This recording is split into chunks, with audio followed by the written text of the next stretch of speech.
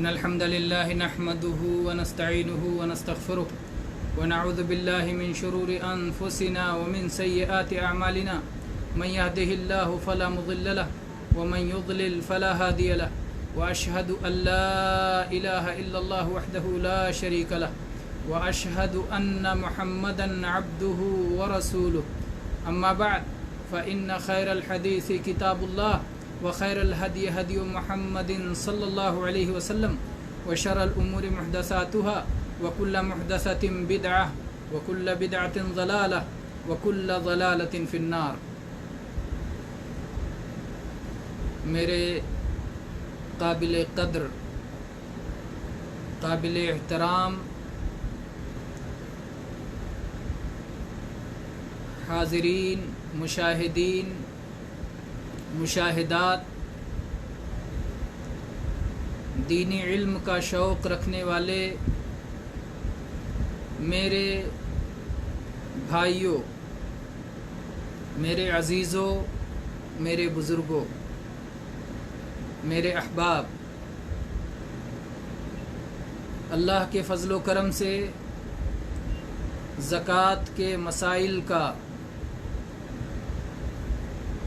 جو سلسلہ شروع کیا گیا اس کی آج تیسری مجلس ہے. اللہ تبارک و تعالیٰ سے دعا ہے کہ اللہ تبارک و تعالیٰ اس مجلس اور اس میں شرکت کو ہم سب کے لیے باعث خیر و سعادت بنائے.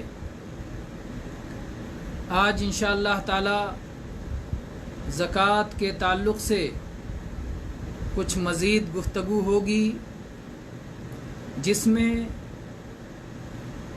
ان آیات کو ہم دیکھیں گے جس میں زکوٰۃ کے فضائل اور زکوٰۃ کی اہمیت اور زکوٰۃ کی ترغیب جن میں پائی جاتی ہے.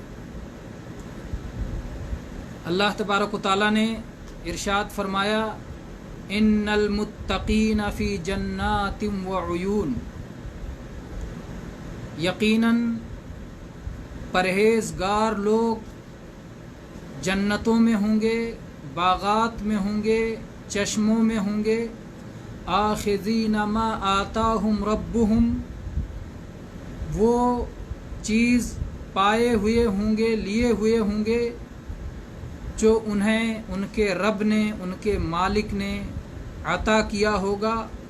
انہم کانوا قبل ذالک محسنین، یہ لوگ اس سے پہلے نیکی کرنے والے تھے، احسان کرنے والے تھے، حسن سلوک کرنے والے تھے، اچھے کام کرنے والے تھے. وہ اچھے کام کیا تھے؟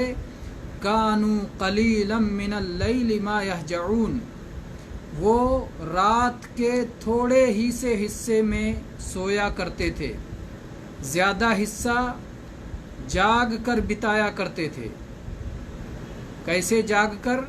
اللہ کی یاد میں جاگ کر، قیام اللیل میں جاگ کر، تلاوت قرآن میں جاگ کر، ذکر میں جاگ کر، فضول وقت بتا کے نہیں جاگتے تھے. تو وہ دنیا میں کم ہی سویا کرتے تھے، یوں ہی سو کر اپنا وقت نہیں برباد کرتے تھے. وَبِالْأَسْحَارِ هُمْ يَسْتَغْفِرُونَ، اور سحری کے وقت اٹھ کر کے وہ اللہ سے استغفار کیا کرتے تھے، معافی طلب کیا کرتے تھے. وَفِي أَمْوَالِهِمْ حَقٌّ لِلسَّائِلِ وَالْمَحْرُومِ، اور ان کے مالوں میں مانگنے والوں کا اور نہ مانگنے والوں کا، جو کہ مالوں سے محروم ہیں، غریب ہیں، مسکین ہیں، لیکن دستے سوال نہیں پھیلاتے، وہ اپنے مالوں میں دونوں کا حق رکھتے تھے، مانگنے والوں کو بھی دیتے تھے اور نہ مانگنے والے غریبوں کو بھی دیتے تھے. تو آپ یہاں دیکھیں کہ اللہ تبارک و تعالیٰ نے جنت میں جانے والے نیکوکاروں کے جن اعمال کا ذکر کیا، ان میں ایک اہم عمل یہ ذکر کیا کہ ان کے مالوں سے اللہ کے غریب بندوں کو، محتاج بندوں کو हक मिला करता था, पहुँचा करता था, यानी वो ज़कात देते थे, वो सदक़ा व खैरात करते थे। इसी तरह से अल्लाह तबारक व तआला ने कुरान पाक में एक और जगह फरमाया, वल्मुमिनून वल्मुमिनातु बअज़ुहुम औलियाउ बअज़ यअमुरून बिलमारूफ वयनहौन अनिल मुनकर वयुकीमून अस्सलाह वयुअतून अज़्ज़काह वयुतीऊन अल्लाह व रसूलह उलाइका सयरहमुहुमुल्लाह। ईमान वाले मर्द और ईमान वाली औरतें ये सब एक दूसरे के हमदर्द हैं, खैरख्वाह हैं, वली हैं, दोस्त हैं, एक दूसरे से मुताल्लिक़ और रिश्ते वाले हैं। इनका बाहमी ईमान का बड़ा मजबूत रिश्ता है, एक दूसरे के वली हैं, एक दूसरे के करीबी हैं। इस क़ुर्बत का नतीजा क्या है? इस क़ुर्बत के सिले में, इस नज़दीक होने की वजह से वो क्या करते हैं? एक दूसरे को भलाई का हुक्म देते हैं, एक दूसरे को बुराई से रोकते हैं और सलात को कायम करते हैं और ज़कात की अदायगी करते हैं। तो ईमान लाने के बाद उनके अहम आमाल में से एक अमल अल्लाह ताला ने ज़िक्र किया ईमान वाले मर्दों और औरतों का, कि वो ज़कात की अदायगी करने वाले होते हैं और अल्लाह और उसके रसूल की इताअत और फरमाबरदारी में लगे रहते हैं। यही वो लोग हैं जिन पर अल्लाह तबारक व तआला अपना रहमो करम फरमाएगा। उलाइका सयरहमुहुमुल्लाह, यही वो लोग हैं जिन पर अल्लाह तबारक व तआला अपना रहमो करम फरमाएगा। तो जिन पर अल्लाह की रहमत होगी उनका एक अहम काम क्या है? कि वो ज़कात अदा करते हैं। अल्लाह की रहमत चाहते हैं तो ज़कात का अच्छी तरह हिसाब करके ज़कात को अदा करें, अपने ज़िम्मे कुछ भी ज़कात बाकी न रखें। इसी तरह से अल्लाह तबारक व तआला ने कुरान पाक में एक और जगह इरशाद फरमाया, अल्लज़ीना इम्मक्कन्नाहुम फिल अर्ज़ि अक़ामुस्सलाह व आतउज़्ज़काह व अमरू बिल मारूफ व नहौ अनिल मुनकर वलिल्लाहि आक़िबतुल उमूर। ईमान वाले ये वो लोग हैं कि अगर हम इन्हें ज़मीन में सल्तनत अता कर दें, इन्हें ज़मीन में क़ुव्वत अता कर दें, इन्हें ज़मीन में इक़्तिदार सौंप दें, इन्हें ज़मीन में हुकूमत दे दें, तो ये क्या करेंगे? ये सलात को कायम करेंगे। अल्लाहु अकबर। अल्लाह से रिश्ता, सलात, ईमान वाले, तौहीद वाले सलात का एहतमाम करते हैं, सलात को कायम करते हैं, अरकान के साथ, शुरूत के साथ, वक्त की पाबंदी का ख्याल करके, रसूलुल्लाह सल्लल्लाहु अलैहि वसल्लम की सुन्नत के पूरी तरह से मुताबिक दिल के खुशू व खुजू के साथ सलाह को कायम करते हैं। सिर्फ यूं ही अदा नहीं कर देते, सिर्फ यूं ही पढ़ नहीं लेते, बल्कि सलाह को कायम करते हैं और ज़कात की अदायगी करते हैं और भलाई का हुक्म देते हैं और बुराई से रोकते हैं और सारे मुआमलात के अंजाम का सिरा अल्लाह के हाथ में है। अल्लाह तबारक व तआला जिसे चाहता है सल्तनत देता है और जिससे चाहता है सल्तनत छीन लेता है। अल्लाह ही मालिक है, अल्लाह ही कुदरत वाला है, अल्लाह ही सबसे ज़्यादा इल्म और हिकमत वाला है। वो जानता है कि इस दुनिया में क्या होना चाहिए और कैसे होना चाहिए। तो अल्लाह तबारक व तआला की इसमें इंतहाई हिकमत है। तो बहरहाल अल्लाह ने अपने ईमान वालों बंदों के बारे में बताया कि अगर उन्हें अल्लाह ताला ज़मीन में हुकूमतों, सियादत व क़ियादत अता फरमाता है तो वो लोग ज़कात देने का अमल अंजाम देते हैं। इसी तरह से अल्लाह के नबी करीम सल्लल्लाहु अलैहि वसल्लम ने भी, जो सुनन तिरमिज़ी की हदीस है, अबू कबशा अल अन्मारी बयान करते हैं कि नबी सल्लल्लाहु अलैहि वसल्लम ने फरमाया, मा नक़सा मालुम मिन सदक़ा, सदक़ा से माल कभी कम नहीं होता। आपने उसमें 3 बातें बताई। एक बात ये बताई कि सदक़ा से माल में कमी नहीं होती। दूसरी बात ये बताई कि जब किसी बंदे पर जुल्म किया जाता है और वो अल्लाह की खातिर सब्र करता है तो अल्लाह तबारक व तआला उसकी इज़्ज़त को और बढ़ाता है, उसकी इज़्ज़त में इजाफ़ा करता है। और तीसरी बात ये बताई कि जो बंदा अपने लिए सवाल का दरवाज़ा खोल लेता है, जो मांगना शुरू कर देता है, तो फिर अल्लाह तबारक व तआला उसके सामने फ़क्र व मुहताजी के दरवाज़े खोल देते हैं। اللہ سے مانگو تو اللہ تبارک و تعالیٰ عطا کرتا ہے، نوازتا ہے، خوش ہوتا ہے، اور اللہ کو چھوڑ کر جو لوگ دوسروں سے مانگنے لگتے ہیں تو اللہ تبارک و تعالیٰ در در پہ بھٹکنے والوں کو دور دور ہی نصیب کر دیتا ہے کہ چلو ہر جگہ تمہیں دور دور کہا جائے گا، ہر جگہ سے بھکائے جاؤ گے، اور فقر و محتاجی تمہاری ختم ہونے والی نہیں ہے۔ فقر و محتاجی کا ختم کرنے والا اللہ ہے۔ اسی طرح سے اللہ کے نبی کریم صلی اللہ علیہ وسلم کی ایک اور حدیث جو مسند احمد میں، سنن ترمذی میں، اور امام ترمذی نے صحیح قرار دیا کہ نبی صلی اللہ علیہ وسلم نے فرمایا کہ اللہ تبارک و تعالی صدقات کو قبول فرماتا ہے، یعنی زکوٰۃ جب کوئی بندہ اللہ کی راہ میں زکوٰۃ دیتا ہے، صدقہ دیتا ہے، تو اللہ تبارک و تعالی اسے اپنے مبارک ہاتھوں میں لیتا ہے، اسے قبول کرتا ہے، اور اس کے بعد اسے بڑھاتا ہے، اس کو پروان دیتا ہے، اس کی پرورش کرتا ہے، اسے پالتا ہے۔ جیسے تم میں سے کوئی شخص اپنے گھوڑے کے بچے کو پالتا ہے، ایک آدمی اپنے گھوڑے کے بچے کو جب پالتا ہے تو کیسے سوچتا ہے کہ اتنا بڑا ہو جائے، کتنا طاقتور ہو جائے، کتنا مضبوط ہو جائے، کتنا حسین ہو جائے، کیسے اپنے گھوڑے کے بارے میں پوری طرح خیال رکھ کے اسے پالتا ہے، بڑا کرتا ہے۔ ایسے اللہ تبارک و تعالی بندے کے دیے ہوئے معمولی سے صدقے کو، معمولی سی زکوٰۃ کی رقم کو اللہ تعالیٰ پالتا ہے، یہاں تک کہ ایک لقمہ بڑا ہو کر کے احد پہاڑ کی طرح ہو جاتا ہے۔ احد پہاڑ کے بارے میں جانتے ہیں؟ احد پہاڑ وہ پہاڑ ہے جو مدینہ کے شمال میں بکھرا ہوا، پھیلا ہوا پہاڑ ہے، دور تک ایک لمبا سلسلہ ہے پہاڑ کا، احد کے پہاڑ کا۔ تو اللہ کے نبی صلی اللہ علیہ وسلم فرمایا کہ یہ مدینہ کے شمال میں جو پہاڑ دیکھتے ہو، جو مشرق سے مغرب تک اس طرح دور تک پھیلا ہوا ہے، اللہ تعالیٰ ایک چھوٹے سے لقمے کو جو تم صدقہ کرتے ہو بڑھا کر کے اس پہاڑ جیسا کر دیتا ہے۔ اور اسی طرح سے وقی جو اس حدیث کے ایک راوی ہیں، کہتے ہیں اس کی تصدیق اگر قرآن پاک میں دیکھنا چاہو تو موجود ہے۔ اللہ تعالیٰ نے فرمایا الم یعلموا ان اللہ هو يقبل التوبۃ عن عباده ويأخذ الصدقات، کیا انہیں اس بات کا یقینی علم نہیں ہے؟ کیا وہ یہ نہیں جانتے کہ اللہ تبارک و تعالیٰ ہی اپنے بندوں کی توبہ قبول فرماتا ہے، اور اللہ تبارک و تعالیٰ ہی صدقات کو لیتا ہے؟ آپ صدقہ کرتے ہیں تو اللہ نہیں لیتا اس وقت، صدقہ کوئی غریب لیتا ہے، کوئی مسکین لیتا ہے، کوئی محتاج لیتا ہے، لیکن آپ یہ سمجھتے ہیں کہ محتاج کے ہاتھ میں پہنچ رہا ہے۔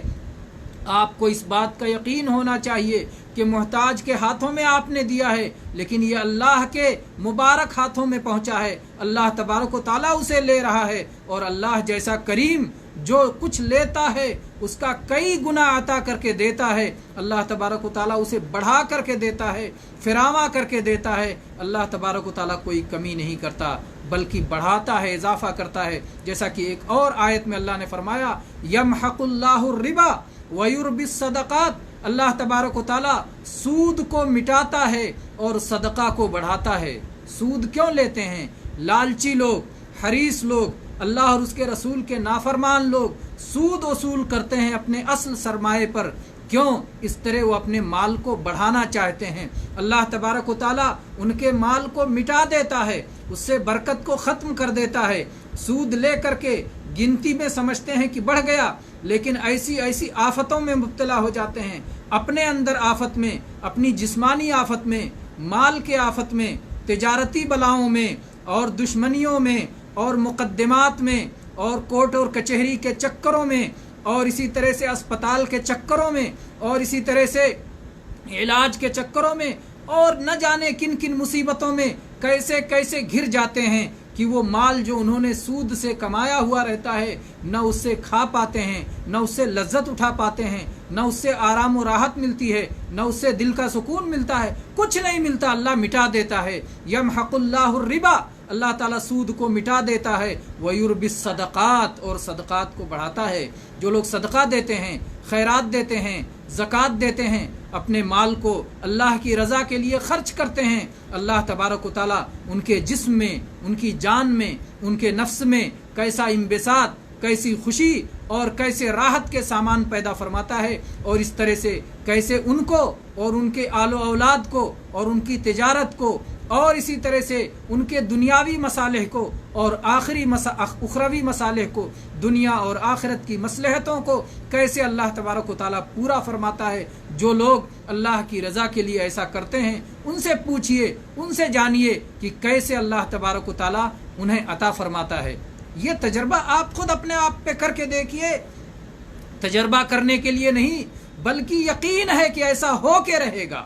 یہ اللہ کا کلام ہے جو سب سے سچا ہے، جو ساری کائنات کا مالک ہے، جو چاہتا ہے وہی اس کائنات میں ہوتا ہے۔ تو اللہ تعالیٰ کہتا ہے ہم صدقات کو بڑھاتے ہیں، اور ہم سے کتنے لوگ جو اللہ کی راہ میں خرچ کرتے ہیں، اپنے دل کی خوشیوں کو کیسے بیان کرتے ہیں جسے میں الفاظ میں نہیں دے سکتا۔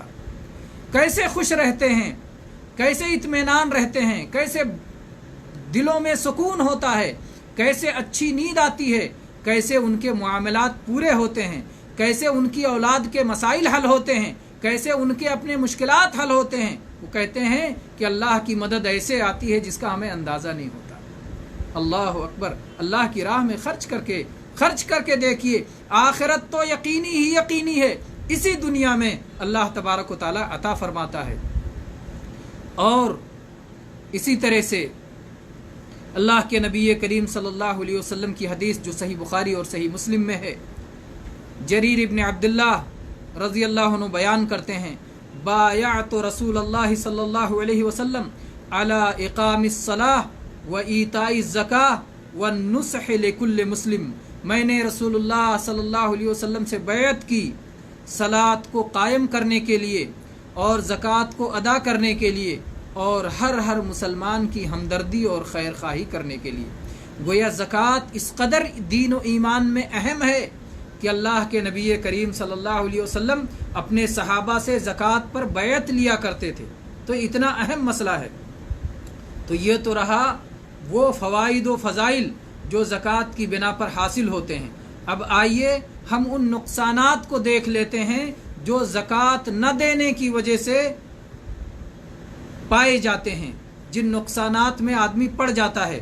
چنانچہ قرآن پاک میں اللہ تبارک و تعالیٰ نے ارشاد فرمایا، والذین یکنزون الذہب والفضہ ولا ينفقونها فی سبیل اللہ فبشرہم بعذاب علیم یوم یحمى علیہا فی نار جہنم فتکوی بها جباہہم وجنوبہم وظہورہم ھذا ما کنزتم لانفسکم فذوقوا ما کنتم تکنزون۔ اللہ تعالیٰ فرماتا ہے کہ جو لوگ سونے اور چاندی کو خزانہ بنا بنا کے رکھتے ہیں، اپنی تجوریوں میں سمیٹ کے رکھتے ہیں اور اسے اللہ کی راہ میں خرچ نہیں کرتے، تو انہیں دردناک عذاب کی خوشخبری دے دیجیے۔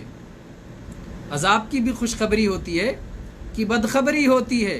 یہ طنز ہے کہ تم سونے اور چاندی کو سمیٹ کے سینت کے کیوں رکھ رہے ہو؟ تاکہ تمہیں خوشخبری ملے۔ تو تمہیں کوئی اچھی خوشخبری ملنے والی نہیں ہے، تمہیں جہنم کی بدترین خوشخبری ملنے والی ہے۔ اس دن کو یاد کرو جب تمہارے اس مال کی، اس سونے اور چاندی کی تختیاں بنائی جائیں گی، آگ میں اسے گرم کیا جائے گا اور اس کے ذریعے سے تمہاری پیشانیوں کو، تمہاری پیٹھ کو، تمہارے پہلو کو داغا جائے گا اور کہا جائے گا یہ ہے جو تم نے خزانہ کر کے رکھا تھا، یہ ہے جو تم نے جمع کر کے رکھا تھا، چکھ لو آج اپنے خزانے کا مزہ، آج اپنے خزانے کا مزہ چکھ لو۔ تو میرے بھائیو، اللہ کی پناہ اس بدترین عذاب سے کو جو زکوٰۃ نہ دینے والوں کے لیے ہے۔ اللہ کے نبی کریم صلی اللہ علیہ وسلم نے فرمایا ہے کہ جس میں سے زکوٰۃ ادا کر دیا جائے وہ کنز نہیں ہوتا۔ کنز تب رہتا ہے جب زکوٰۃ نہ دیا جائے۔ آپ زکوٰۃ ادا کرتے رہیں، آپ کے پاس کتنا مال ہو جائے، وہ کنز نہیں ہے جس پر سزا ہوگی۔ ایک آدمی کے پاس 40 لاکھ ہیں، 40 لاکھ کا سونا، 40 لاکھ میں 1 لاکھ ایک تھوڑی سی مقدار ہے نا، 39 لاکھ اللہ تعالیٰ کہتا یہ تمہارے لیے 1,40,000 میں سے ایک صرف اللہ کے لیے خرچ کر دو، یہ پورا 39 لاکھ مزے سے کھاؤ پیو، گھر بناؤ، سواری لو، عیش کرو، مزے کرو، تمام حلال لذتیں جو اللہ نے تمہارے لیے مہیا کی ہیں ان حلال لذتوں سے فائدے اٹھاؤ۔ 39 لاکھ میں ایک بڑی رقم ہے، اللہ نے اس میں کوئی بس جو 40واں حصہ ہے دے دو زکوٰۃ۔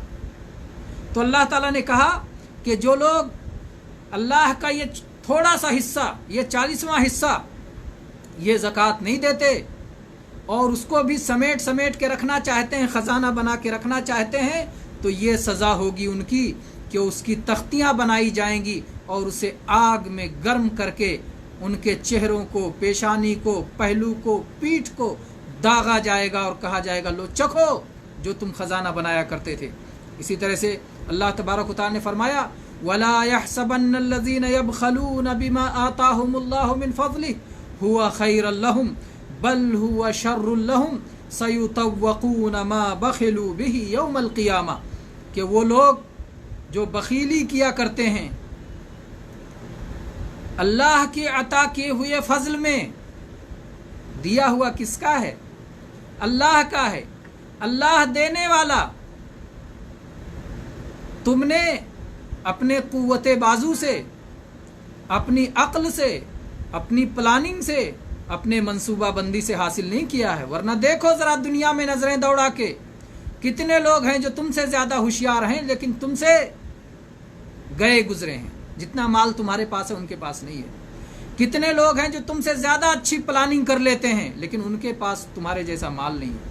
کتنے لوگ ہیں جو تم سے زیادہ طاقتور ہیں لیکن ان کے پاس تمہارے جیسا مال نہیں ہے۔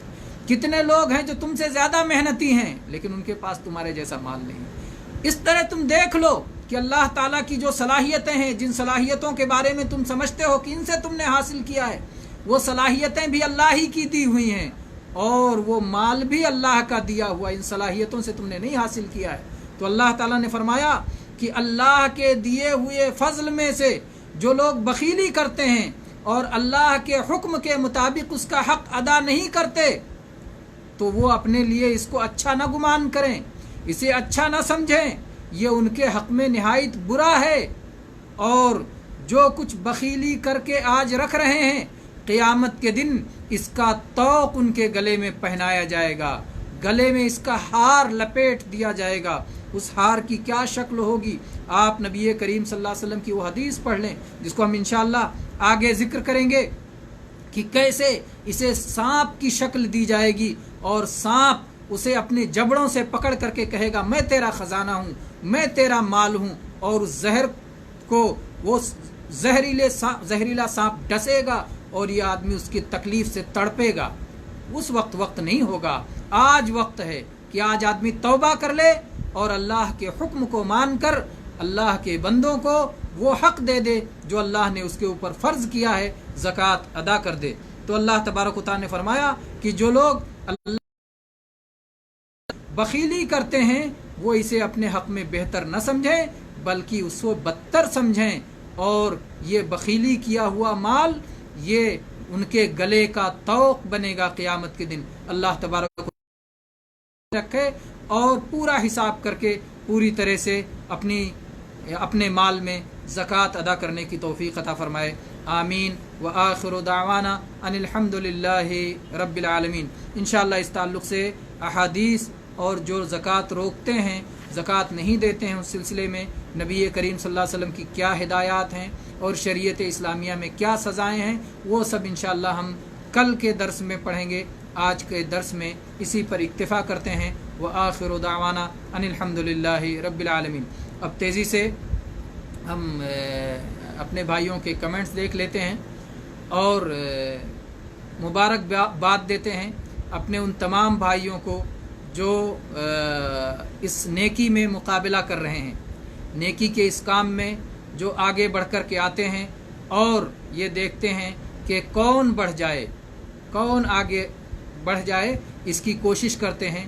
یہ ایک شاندار مقابلہ ہے جو اللہ کی راہ میں ہے اور اس کا اجر آپ کو اللہ کے پاس ملنے والا ہے۔ لیکن ہم تیزی سے جو یہاں تھوڑا موڑا ممکن ہے وہ آپ کے لیے ماشاء اللہ آج پہلے نمبر پر آنے کی سعادت نذیر کوثر صاحب کو حاصل ہوئی ہے، اور دوسرے نمبر پر ابو زین العابدین، اور تیسرے نمبر پر سمیر شیخ ہیں ماشاء اللہ۔ انشاءاللہ ہم اگلے دنوں سے پہلے تین کا ذکر کریں گے، اور اللہ تبارک و تعالیٰ سے ان کے لیے خصوصی دعائیں کہ اللہ تبارک و تعالیٰ انہیں ہر خیر کے کام میں آگے بڑھنے والا بنائے، اور انہیں دنیا اور آخرت کی سعادتوں سے مالا مال فرمائے، اور ہر طرح کے شر و بلا سے اللہ ان کی حفاظت فرمائے۔ اور سارے سلام لکھنے والے بھائیوں کو وعلیکم السلام ورحمۃ اللہ وبرکاتہ۔ اس کے بعد میں قدیر خان پٹھان ماشاء اللہ، پھر عبدالغفور قیصر صاحب، اکبر احمد صاحب، اس کے بعد میں نصیر شبنم صاحب، یہ کون ہیں، دیالو عبداللہ، یہ مجھے نام سمجھ میں نہیں آ رہا ہے، ممکن ہے انگلش میں جو حروف لکھے ہوئے ہیں اس کا تلفظ مجھ سے صحیح طور پہ ادا نہیں ہو رہا ہے، کیا نام بن رہا ہے، شہزاد احمد صاحب ہیں، عبدالعظیم خان صاحب ہیں، رضوان اللہ سراجی صاحب، عبدالغفور قیصر صاحب، ماشاء اللہ بارک اللہ فیک۔ یہ نہ صرف استاد کے لیے بلکہ تمام مشارکین کے لیے سلام لکھتے ہیں، ان کی طرف سے سارے لوگوں کے لیے محبت بھرا سلام اور دعائیں، اور ظاہر بات ہے یہ جذبہ میرے خیال سے آپ سب کے پاس ہے انشاءاللہ۔ اس کے بعد خالد پپو صاحب، اس کے بعد میں ارشد احمد صاحب ماشاءاللہ، محمد شاہد صاحب، فاطمہ خان، کامران فاروق صاحب، استغفر اللہ،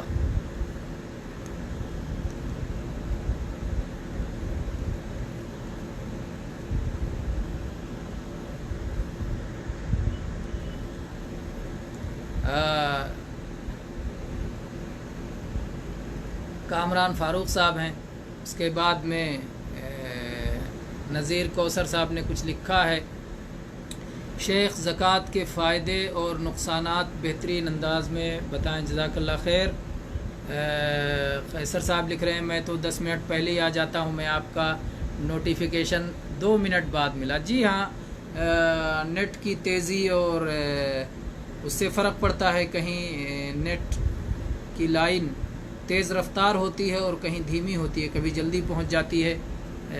بہرحال تو آپ نبی کریم صلی اللہ علیہ وسلم کی اس بشارت کو یاد رکھیں کہ ان احدکم فی صلاۃ ما دام ینتظر الصلاۃ، ایک آدمی برابر صلاح میں ہوتا ہے، نماز میں ہوتا ہے، جب تک کہ وہ نماز کے انتظار میں ہوتا ہے۔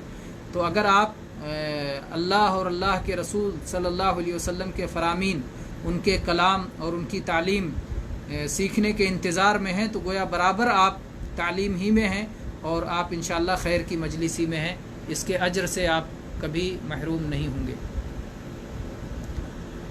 تو یہ رہے آج کے نوٹس، اور اس میں جو یہ بھی دیکھا جا رہا ہے کہ ماشاءاللہ بعض خواتین ہیں وہ بھی حصہ لیتی ہیں، حیرت ہوتی ہے، یہ دین سے محبت ہے انشاءاللہ، کہ اللہ کے دین سے محبت کی وجہ سے اس وقت جب کہ وہ کچن میں ہوتی ہوں گی اور افطاری کی تیاریوں میں لگی ہوں گی، اور گھر کے تمام افراد، اپنے بچوں، اپنے شوہر، اور اسی طرح سے ممکن ہے والدین اور بہت سارے گھر کے افراد ہوں گے، ان کے لیے افطاری کی تیاریوں میں لگی ہوں گی۔ اس کے باوجود بعض خواتین ہیں جو جو ہے اللہ کی بندیاں ہیں، جو اس میں حصہ لیتی ہیں، تو یہ بہت ہی قابل قدر ہے۔ اللہ تبارک و تعالیٰ ان کو اس کے اجر و ثواب سے محروم نہ کرے، اور ہر طرح کے شر و بلا سے انہیں اور ان کے سارے متعلقین کی حفاظت فرمائے، اور اللہ تبارک و تعالیٰ انہیں دنیا آخرت کی سعادت سے مالا مال فرمائے، اپنے نفس اور شیطان کی شرارتوں سے اللہ تعالی ہماری اور ان سب کی حفاظت فرمائے، آمین۔ تو یہ آج کا درس اس طرح سے مکمل ہوتا ہے۔ ایک سوال آ گیا، شیخ کیا پہلی سحری مبارک دوسری سحری مبارک کہنا صحیح ہے؟ اللہ اکبر۔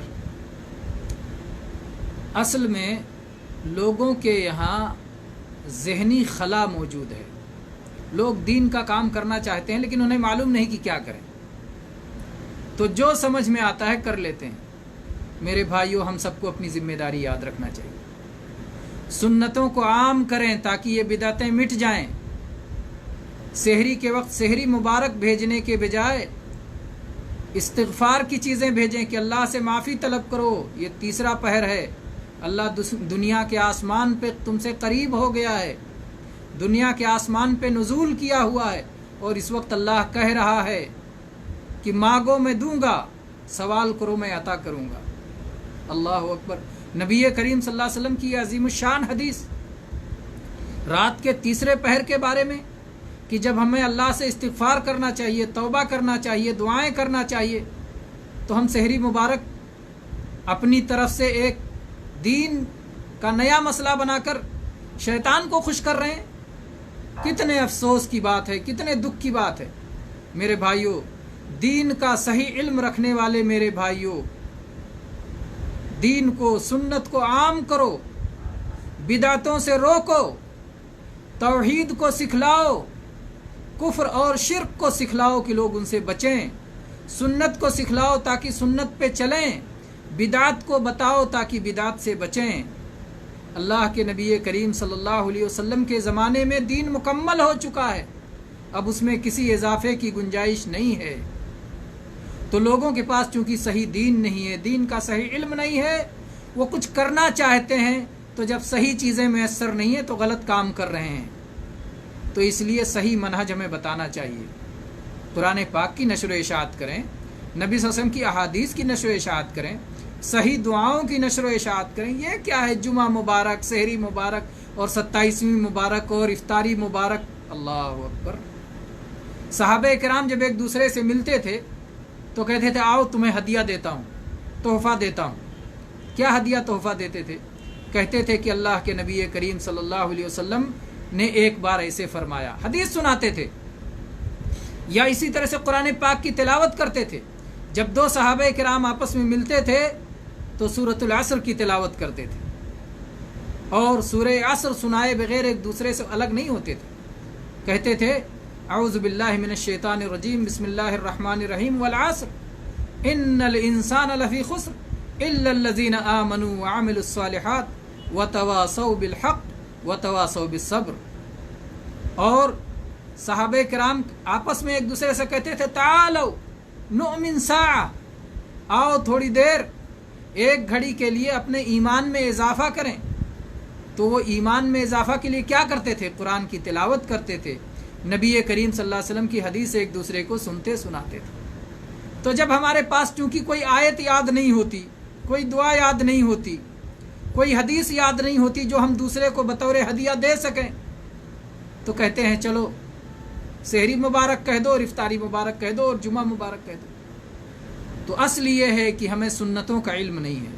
اس لیے میرے بھائیوں، اپنی ذمہ داریوں کو یاد رکھیں، سنت کو عام کریں، توحید کو عام کریں، ایمان کو عام کریں، کفر، شرک اور بدعات سے لوگوں کو تنبیہ کریں، روکیں، بھلائی کا حکم دیں، برائیوں سے روکیں، اور ایمان کو پھیلائیں، ایمان کو عام کریں۔ اللہ تعالیٰ ہمیں اس کی توفیق دے۔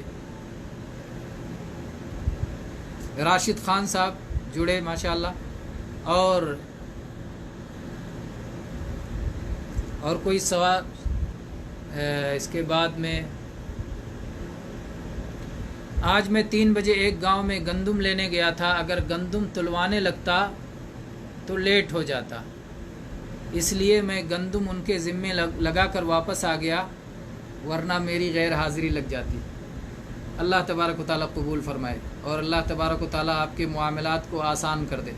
اللہ تعالیٰ برکت دیتا ہے وقت میں اور سارے معاملات میں، جب بندہ خیر کی نیت رکھتا ہے تو اللہ تعالیٰ راستے آسان فرما دیتا ہے۔